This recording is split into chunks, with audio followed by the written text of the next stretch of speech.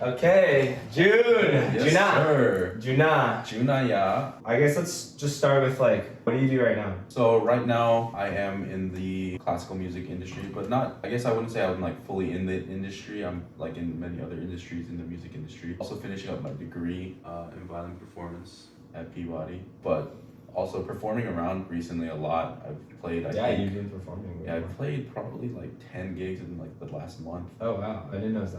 Yeah, I mean, I'm just in the industry of just performing, I guess, like the performance industry. So you grew up playing, right? I mean, as all Asian households do.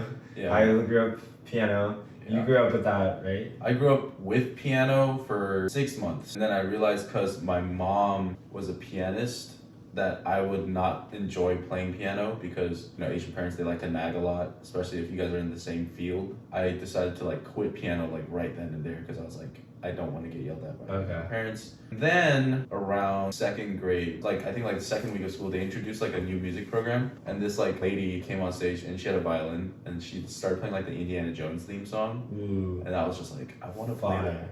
I was like, dang, like that's what I want to play. Yeah, like that sounds fire. Yeah, I was like, dude, okay. Give me that mixtape. Yeah, literally, I was like, hey, yo. So I played violin, you know, like just for fun for a little bit, learning pretty quick. So I just kept going at it, 17-ish years. Being in, we'll call it an industry, right? Especially classical industry. Yeah. What are you pushing the envelope for in that? To me, when I first joined like the classical music industry, I realized how toxic it was. Like, because especially now in these days, it's like there's not a lot of spots, like jobs available for classical musicians. It's kind of morbid to say, but like our jobs are based off of like death. It's like we're like, oh, he's gonna kick the bucket. He's like, oh, I'm gonna get a position soon that I can try out for. But then at the same time, it's like maybe 1 or 2 people retire. It's 2 spots for like... It's like the Supreme Court. Yeah, for like tens of thousands of people. Like you can literally, like you walk in and they can literally just be like, no. And because of that, the industry gets so cutthroat because they're all thinking about themselves. But what's funny is like instead of doing that, there's so many other things that you can do with classical music that can give you a stable job, stable living. You don't have to be in a major symphony orchestra. You don't have to be in like the solo industry where like you're making like all this money. I mean, like for me, it's like I wanted it to be more like spreading of like the love of music instead of like the wanting of a job. So it's like I wanted to bring like more of a positive influence to it. Yeah, that's cool. So it's like my reason for like continuing to play music is to like, it's like super corny, but it's like to spread joy in other people. It's like for you, it's like you're pushing the envelope, you know, for like Asian representation. But if you notice, like a lot of Asians are in the music in the classical music industry. So it's like I would love to say it's like, yeah, I want to like represent Asians, but it's like 80% Asian already. Yeah. I just want to like make people like enjoy what they're doing instead of like making them feel like if I don't get this, like I'm useless. How do you think you can achieve that? Because you can't just like create more jobs or like... That's true. You know what that's I mean? True. So that's where like it gets difficult. It's like, yeah, I can't create any more jobs. You can create like a good support system for like these musicians. I'm no therapist like by any regard, but it's like because I understand where they're coming from, it's like I can talk to each person and just like make sure that they don't fall into like this hole of just like depression. Right. So for me, it's like I would love to create like a program. I mean, there is a program for it. It's called like music therapy, but that's actually more towards like you play music for people who are like on the spectrum or stuff like that. But if there was like some sort of specialized therapy for like artists, because like an artist giving therapy to another artist because you know where like they're coming from. That's cool. I never thought about like music therapy in general, but like therapy from artist to artist, other than like mentoring someone or like... Yeah, exactly. And like it doesn't have to be a mentorship thing. Like you can literally just talk to them, be like, hey, like what's going on? Like I know you have like a lot of performances coming up. Like how are you feeling? Like are you taking care of yourself? Like what's in your mind?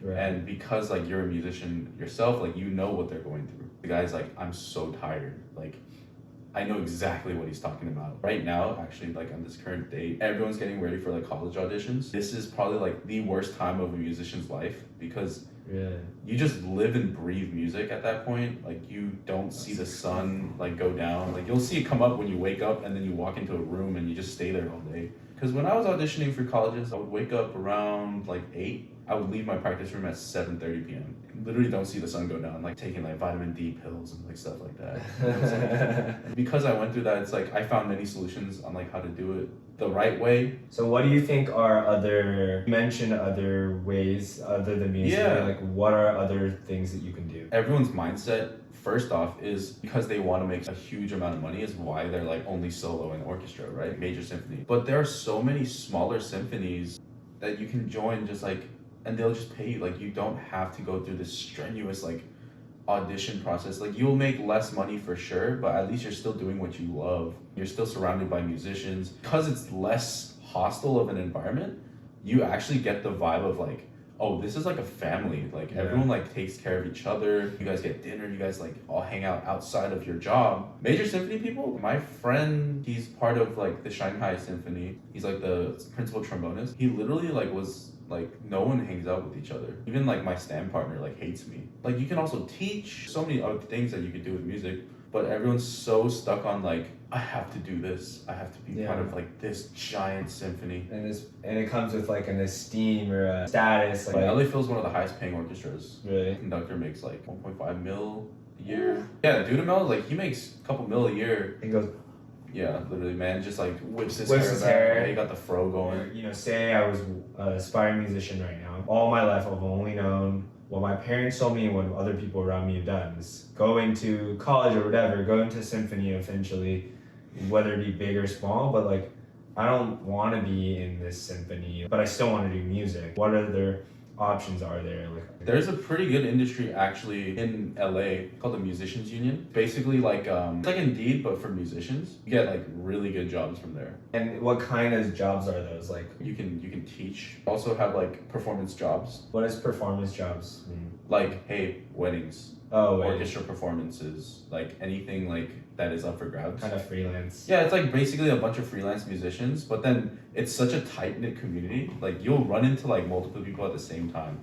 Are there things, you know, kind of outside the box, things that say you can do with your violin in the entertainment industry without being in like an orchestra. Or like a profession in the entertainment industry that you can do as a musician? You ever hear of David Garrett? No. I guess he would be like the father frame of that question for you. Really? David Garrett is basically classically trained. He's fantastic, right? Uh-huh. But he got into the pop music industry. But yeah, you can literally become an actor. You can get into like the acting business with music movies. No, he's literally playing like in the movies. Oh, wow. And there's also like, you know, Lindsay Sterling. Yeah, she was on AGT. Exactly, yeah. Lindsay Sterling, like she started making music videos and like cool shots, like cool scenes, like you know, dancing, yeah, a little different. EDM, like playing more trendy songs, but like her rendition of it, and now she has like a huge.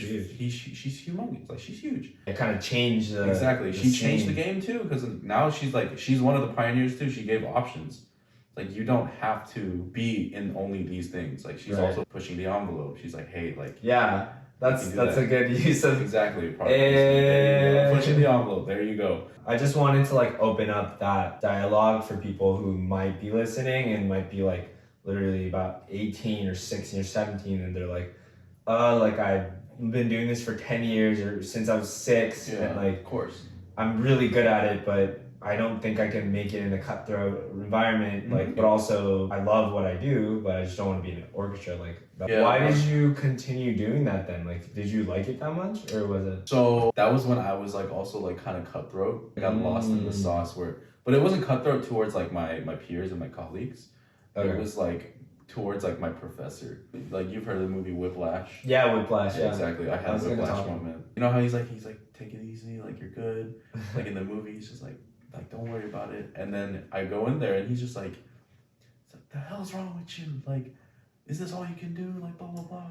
Wow. Yeah, and I was like did he made you do the like you know no pretty much yeah no like he's like play it right. Yeah, he's like you gotta play it faster and like you know at some point I was like, you know what, it's like either I'm gonna win or I'm gonna lose, and I was like I'm gonna win. You know, pushing the envelope with like different options, I think that's great, like Lindsay Sterling, and you know, but talking about like getting into the cutthroatness of it, like and the therapy, like I think that's all great.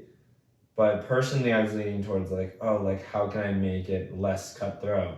But that's like I've been thinking about what you just said, and it's like making it less toxic. But like, I feel like as a creative, I understand the point of like you need that push Yeah, to be that's true. great. So it's like, how do you balance that between, you know, a healthy push to be great and then just literally like being so toxic?